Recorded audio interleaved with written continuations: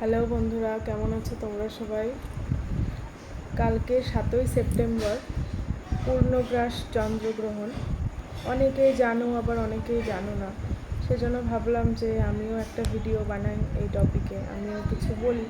হয়তো অনেকেই জানে বা অনেকে জানে না, যারা জানে না তারা হয়তো আমার ভিডিওর মাধ্যমে হয়তো জানবে, সেটা ভেবে কথাটা বললাম। কালকে 7ই সেপ্টেম্বর এই বছরের সবথেকে বড়, মানে 2025-এর সবথেকে বড় চন্দ্রগ্রহণ নাকি। তো কালকে রাত 9টা বেজে 58 মিনিটে, 9টা 58 মিনিটে কালকে রাতে লাগবে চন্দ্রগ্রহণ। আর রাত 1টা বেজে 26 মিনিটে ছাড়বে চন্দ্রগ্রহণ। পূর্ণগ্রাস চন্দ্রগ্রহণ 2025 সালে তো অনেক বড় চন্দ্রগ্রহণ। গ্রহণকালে তো আবার অনেক কিছু নিয়ম পালন করতে হয়। আমরা বাঙালিরা, ভুল বললাম, আমরা হিন্দুরা। আর কারা কী করে আমি জানি না। আমরা চন্দ্রগ্রহণ বা সূর্যগ্রহণ, গ্রহণ লাগাকালীন আমরা খাওয়া দাওয়া করি না, ঘুমাই না।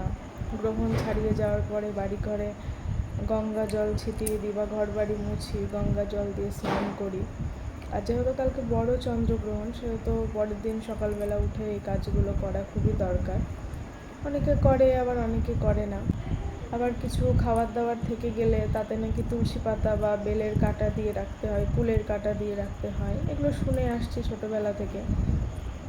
তো গ্রহণকালীন অনেক কিছু, যারা প্রেগনেন্ট তাদেরও অনেক কিছু মেনে চলতে হয়। গ্রহণকালে তাদেরও অনেক কিছু করা যায় না, খেতে নেই, শুতে নেই, বা অনেক রকম নিয়ম থাকে তাদের জন্য।